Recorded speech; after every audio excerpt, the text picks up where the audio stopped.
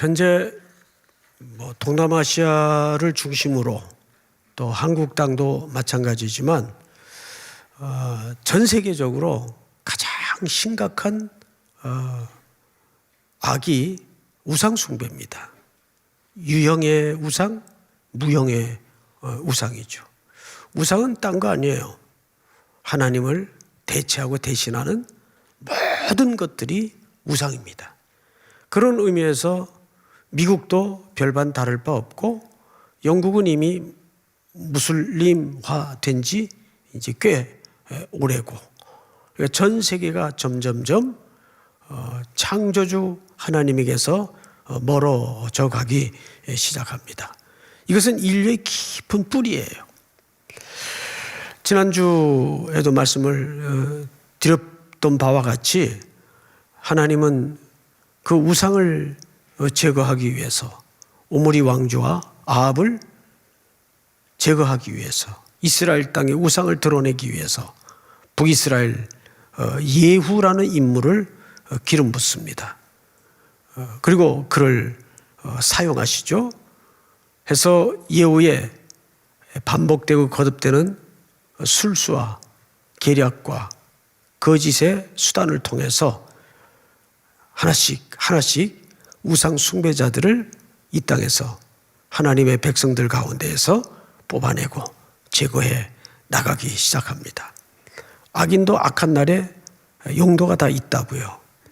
근데 사실 그 예후도 기름 부음을 받은 자고 하나님께로부터 소명을 받은 자예요. 그렇다면 그가 종말론적으로는 불행한 인생으로 끝이 났지만 중간에 수많은 기회가 있었을까요? 없었을까요? 당연히 수많은 기회가 있었죠. 그러나 불행하게도 예후는 그 기회를 다 놓칩니다. 그리고 이제 정적들에게 지난주 이렇게 거짓말을 했죠. 너희 조상들보다 나는 더 우상들을 많이 섬길 것이다 해서 정략적으로 마음을 사요.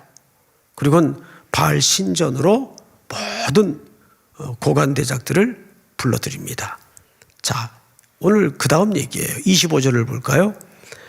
우상들에게 번제 드리기를 다함에 예후가 호위병과 지휘관들에게 이르되 들어가서 한 사람도 나가지 못하게 하고 죽이라 하매 호위관과 지휘관들이 칼로 그들을 죽여 밖에 던지고, 이 호위관 또 지휘관은 한 마차에 그 당시에 전투용 마차로는 3명이 탑니다. 그래서 이 지휘관이라는 뜻은 세 번째 인물이라는 뜻이에요. 하나는 이제 장군들이 타죠. 여기로 말하면 예후가 탔겠죠. 그리고 뒤에는 그를 보호하는 가이드가 있어요. 그리고 또 한켠에는 이 마차를 움직이는 드라이버가 있어요. 이렇게 보통 둘이 타는데 셋이 탑니다. 오늘 여기 지휘관이라는 말은 세 번째 인물이다 그 뜻이에요. 그 당시 고대 시대의 그림을 보면 마차에 셋 이상은 못 타고 범주가 좁기 때문에. 그리고 그들을 통해서 칼로 다 우상 숭배자들을 처단시킵니다. 어느 정도까지 숙청을 하냐 하면 26절을 볼까요? 바알의 신당이 있는 성으로 가서, 이 번역이 조금 애매하게 되어 있는데 또 다른 성이 있다 그 말이 아니고 그 신당을 섬기는 깊숙한 내실로 들어갔다 그 뜻이에요. 또 다른 성으로 갔다 그 말이 아니고 우리가 원문을 보면 정확하게 그런 의미로 번역이 되어 있습니다. 바알의 신당이 있는 성으로 가서 바알의 신당에서 목상들을 가져다가 불사르고 바알의 목상을 헐며 바알의 신당을 헐어서, 여기 27절에 보면 바알의 목상 그랬는데 사실 목상이라는 말은 나무로 만든 상이다 그 뜻 아니겠어요?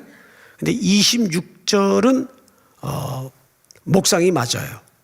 불살랐다라는 표현으로 봐서 26절은 목상이 맞는데 27절은 목상보다는 돌로 만든 신상을 얘기합니다. 그래서 헐며 부쉈다, 파괴시켰다 이런 의미거든요. 철저하게 예후를 통해서 하나님은 그 우상을 섬기던 형체물까지도 완전히 제거하기 시작합니다. 그리고 이제 28절을 보시면 예후가 이와 같이 이스라엘 중에서 바알을 멸하였으나 29절을 보시면 이스라엘에게 범죄하게 한 느밧의 아들 여로보암의 죄 곧 베델과 단 사이에 있는 금송아지를 섬기는 죄에서는 떠나지 아니하였더라. 29절은 굉장히 오늘 본문 전체 맥락을 아주 정확하게 찝어내는데 중요한 구절이 됩니다. 이 구절을 이해하기 위해서는 이스라엘의 오랜 역사의 그 내용들을 좀 알 필요가 있어요. 아시는 것처럼 솔로몬 이후에 르호보암과 여로보암을 중심으로 나라가 나뉘어지죠. 그런데 예배 장소는 유다 쪽에 있었습니다. 예루살렘 쪽에 있었죠. 그래서 예배 장소는 예루살렘 외에는 전체 남북 이스라엘이 생각할 수가 없어요. 그런데 나라가 갈라졌단 말이에요. 그러면 예배 때만 되면 북이스라엘 사람들은 어디로 건너갈 수밖에 없습니까? 남유다로 가서 거기에 소재해 있는 예루살렘에서 예배를 드리곤 돌아오고 하는 일들이 반복되더라 그 말이에요. 그 광경을 북이스라엘 왕들의 입장에서 볼 때는 불안할까요? 불안하지 않을까요? 불안하단 말이에요. 저 북쪽에서 서울로 예배 드리러 정기적으로 절기 때마다 온다고 한번 생각을 해보세요. 저 북쪽 정권이 불안할까요? 불안하지 않을까요? 불안하단 말이에요. 그래서 베델과 단 사이에 예배의 대상이랍시고 출애굽 때 이스라엘 백성들이 저질렀던 금송아지를 뭐라고 출애굽기 백성들이 가르쳤죠? 이것이 너희를 애굽에서 인도하여 낸 여호와로라. 여호와의 형상이 금송아지로 만들어져서 또 숭배가 되어진 원초적 뿌리가 있어요. 똑같은 짓을 여로보암 때 합니다. 그 베델과 단 사이에 금송아지를 만들어 놓고 이제 출입 금지, 더 이상 남유다 쪽으로 넘나들지 마. 여기도 하나님을 예배하는 예배의 대상이 만들어졌으니까, 예배의 처소를 만들어 놨으니까. 근데 백성들의 입장에서 보니까 그게 뭐예요? 금송아지더란 말이에요. 출애굽기에 그렇게 혹독히 징벌을 받았던 똑같은 우상 숭배가 북이스라엘을 중심으로 재현되고 재판이 이루어지는 거예요. 그건 하나님의 평가에서 뭐예요? 우상 숭배죠. 우상 숭배. 그런 북이스라엘 사람들은 더 이상 예루살렘의 성전에 가서 하나님을 예배하는 일이 불가능해지게 됐습니다. 자, 그럼 잘 보세요. 여로보암이 출입금지를 내리고 베델과 단 사이에 금송아지를 만들어 놓고 백성들에게 신앙을 독려하고 예배를 독려한 것은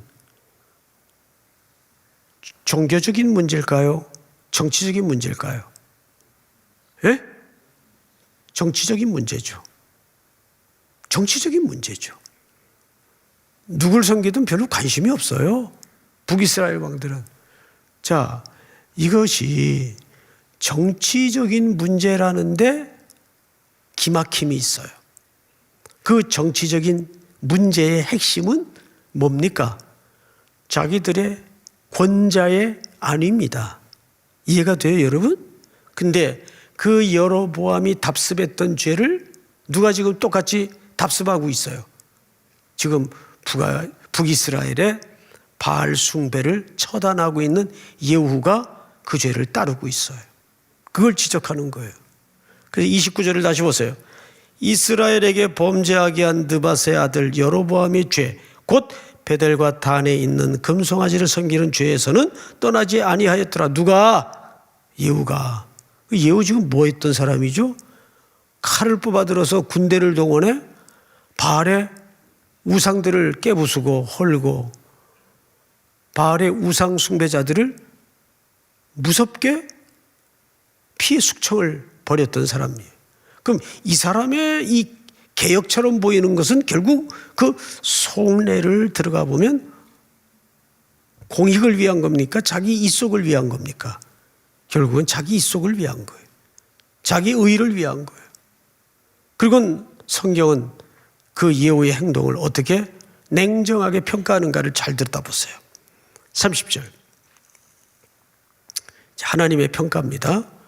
여호와께서 예후에게 이르시되 네가 나보기에 정직한 일을 행하되 잘 행하여 내 마음에 있는 대로 아합의 집에 다 행하였은즉 네 자손이 이스라엘 왕위를 이어 4대를 지내리라 하시니라.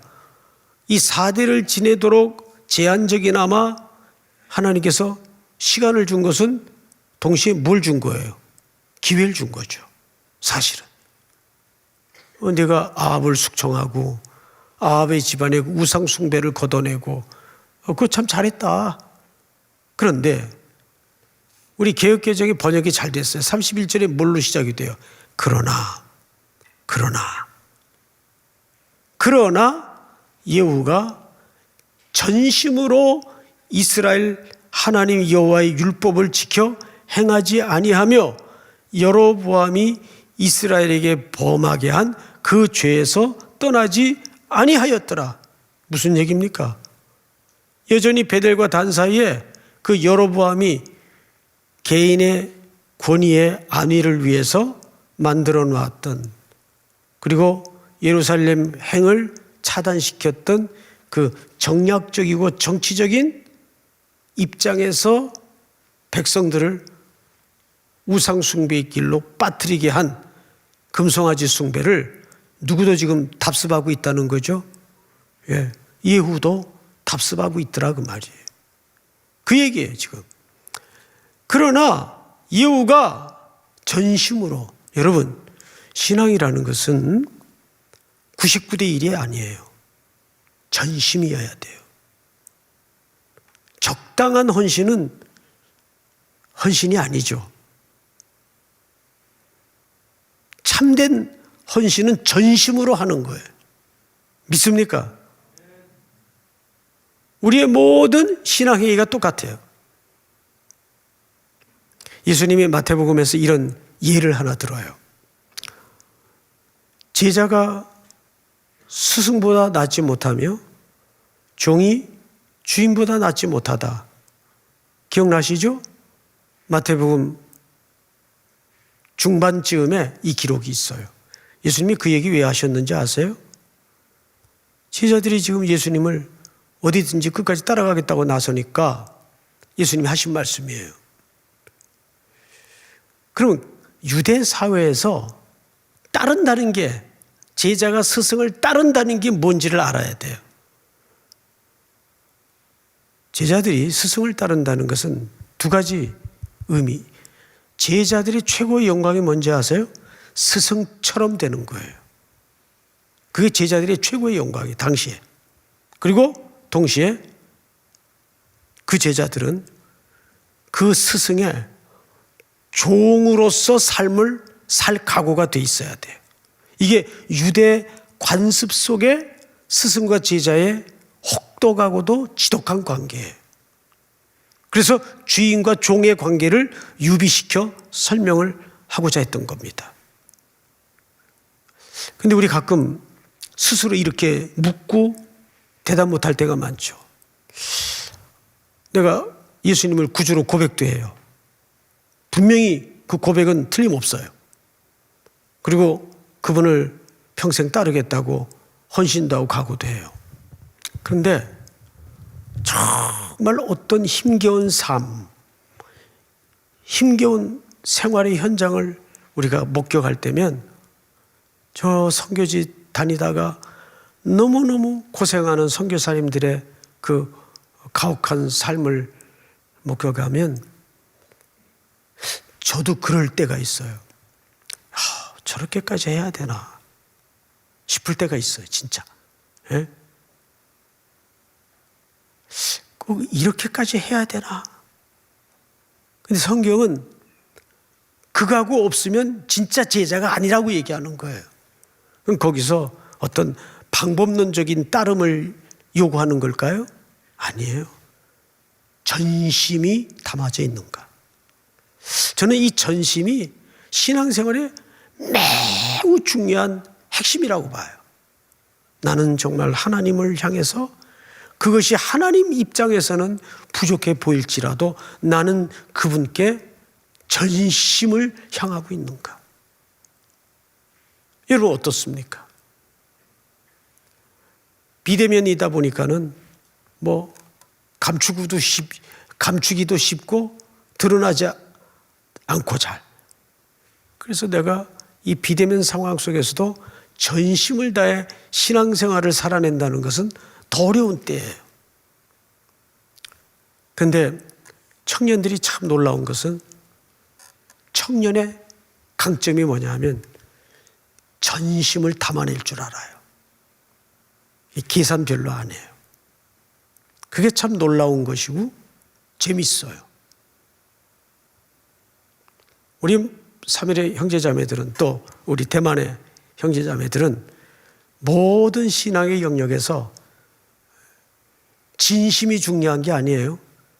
전심을 담아내는 순종과 헌신이 있기를 축복합니다. 예배도 전심을 다해야 돼요. 우리는 진심이라는 말에 자기가 속아요. 나 진심으로 했는데 뭐. 글쎄요. 여러분 인간의 진심이 그렇게 대단할 것 같아요? 진심하고 전심은 조금 차이가 있습니다. 하나님께는 언제나 전심을 다해야 돼요. 부족해도. 그러나 아합은 그렇게 우상 숭배를 제거하는 영역의 쓰임을 받고서도 그는 하나님께 전심을 쏟아내지 않았어요. 그 속에는 마지막 남겨진 게 있었는데 그것이 뭐냐 하면 자기 권자에 대한 보위입니다. 권자가 흔들릴까 봐. 여러분 더 냉정하게 표현하자면 하나님이 예후야 네 역할은 여기까지다. 그러면 예 하나님 그렇게 할 수 있어야 돼요. 그런데 예후는 이 자리가 물론 하나님이 기름 부어 내가 얻은 자리이지만 이게 만약에 흔들리면 어떡하나. 이게 벌써 하나님께 온전히 맡기지 못한 태도예요. 전심이라는 것은 내 쪽에서 전심을 다한다는 말이 되기도 하지만 또 한켠에는 하나님께 모든 걸 의지하고 맡기는 태도도 겹쳐져서 있는 거예요. 그게 진짜 전심이에요. 우리 열왕기 상 16장을 한번 띄워볼까요? 사마리아에 건축한 바알의 신전 안에 바알을 위하여 제단을 쌓으며 시작. 또 아세라상을 만들었으니 그는 그 이전에 이스라엘의 모든 왕보다 심히 이스라엘 하나님 여호와를 노하게 하였더라.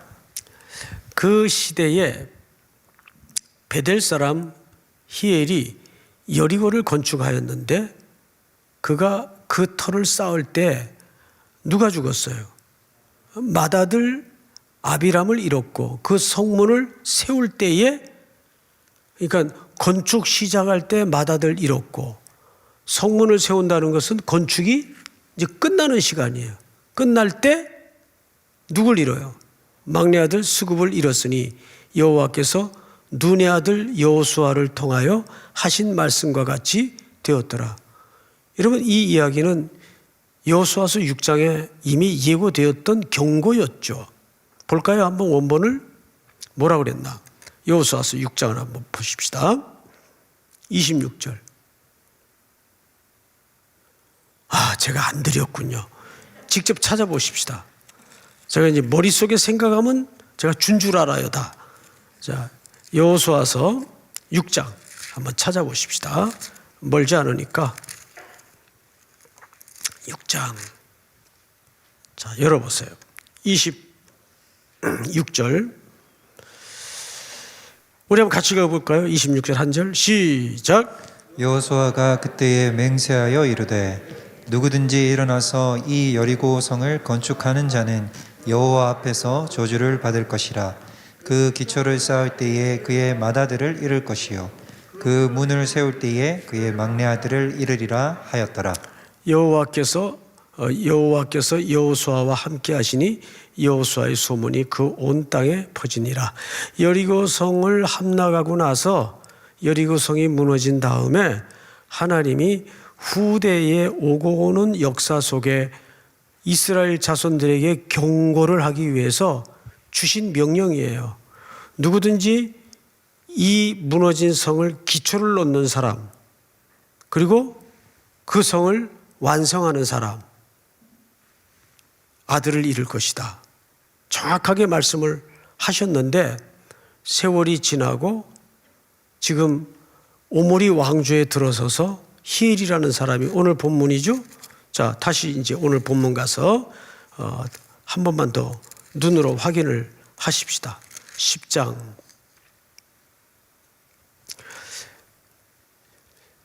31절. 그러나 예후가 전심으로 이스라엘 하나님 여호와의 율법을 지켜 행하지 아니하며, 그리고 열왕기상 16절 34절에 보면 히엘이라는 사람이 이 여리고 성을 재건을 해요. 그러면 생각을 해보시라고요. 기초 놓을 때 첫 아들이 죽었어요. 그리고 성문을 놓을 때 둘째 아들이 죽었어요. 그러면 공사 기간이라는 시간이 있었을까요? 없었을까요? 시간이 있었단 말이에요. 그럼 뭘 얘기할까요? 이 사건이 뭘 얘기하는 걸까요? 그만큼 하나님의 언약과 약속이 철저히 무시되던 시대. 그것이 이스라엘 역사의, 특별히 북이스라엘 역사의 중심을 뚫고 지나가는 거예요. 하나님의 말씀이 전혀 무시되던 시대. 오늘 이 땅의 문제가 어디에 있죠? 경제가 빈곤해서? 그게 본질이 아니에요. 가장 중요한 것은 하나님의 말씀이 하나님의 백성들에 의해서부터 먼저 무시되고 짓밟혀지는 시대가 되었다는 거죠. 이것이 가장 이 시대의 큰 문제예요. 그리고 이제 하나님은 오늘 본문에서 32절을 한번 보십시다. 32절. 이때에 여호와께서 이스라엘 땅에서 땅을 잘라내기 시작하심에 하사엘이 이스라엘의 모든 영토에서 공격하되. 자, 이때부터 하사엘이라는 외부의 세력을 통해서 이스라엘을 토막내기 시작합니다. 잘라내기 시작해요. 그리고 흩어내기 시작해요.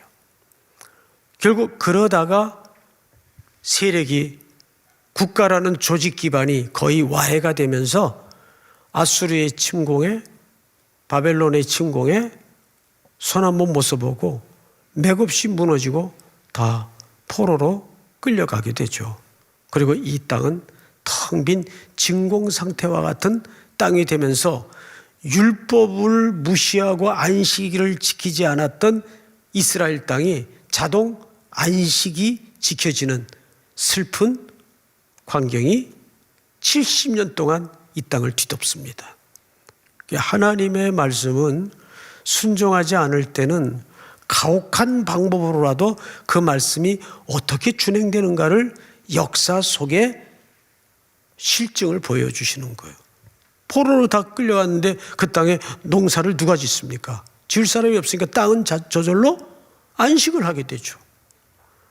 그들은 아모스서나 호세아서를 보면 제일 하나님이 중요하게 여겼던 안식일을 무너뜨려요. 안식일 날에 안 쉬고 계속 생산을 해냅니다. 근데 자기들은 안식해요. 농사 안 지어요. 그런데 노예들을 사다가 계속 놀리면 그만큼 손해가 나니까 하나님의 말씀보다도 그 산출되고 생산되는 이익이 달콤하니까 말씀을 무시해버립니다. 그리고 노예와 종들을 쉬지 못하게 만들고 그 땅은 피부름의 허곡의 역사가 온 이스라엘을 뒤덮게 되죠. 지금 이 나라도 보면 거리마다 나가보면 모두가 백성들의 고통에 울부짖는 소리가 여기저기서 터져나오고 있어요. 메가폰으로 선정적인 플랜카드를 통해서 저마다 비명소리가 여기저기서 터져나오고 있어요. 이스라엘이 그런 천지가 된 거예요. 특별히 아모스 시대 끔찍한 현상을 우리에게 소개해 주고 있지 않습니까? 전부 어디서 온 거예요? 하나님의 말씀을 지키지 않고 무시하는 데서 오는 겁니다. 그리고 하사엘이라는 인물을 통해서 이 땅을 쪼개내기 시작합니다. 이 모양 저 모양. 그 핵심은 어디 있어요? 우상 숭배에 있는 것이 아니라 하나님의 말씀을 알지 못하고 그 말씀을 순종하지 못하는 데서 시작이 된 불운입니다. 거꾸로 답이 있다면 우리는 시대가 혼탁할수록 수많은 갈래길이 우리 눈앞에 보일수록 예수님의 말씀을 기억해낼 줄 알아야 돼요. 내가 곧 길이다. 내가 곧 진리다. 내가 곧 생명이다. 오늘 이 밤에도 여러분들은 뱀처럼 지혜롭고 비둘기처럼 순결한 자가 되어서 주님이 길이시고 진리이시고 생명이 되는 밤, 우리 대만 땅에도 주님이 길이 되고 진리가 되고 생명이 되는 땅이 우리 대한민국과 함께 한 형제로 자매로 같은 하늘 아래 우리가 혹독한 팬데믹이라는 시간을 같이 겪어내고 있지만 복음으로 하나님의 능력으로 기도로 이 모든 어둠의 시대를 걷어내는 복된 밤이 될 수 있기를 주님의 이름으로 축원합니다. 네, 우리 찬양 하나 하십시다. 허무한 시절 지날 때 깊은 한숨 내쉴 때 그런 풍경 보시며 탄식하는 분 있네. 그와 같이 너희를 버려두지 않으리. 내가 너희와 영원히 함께하리라.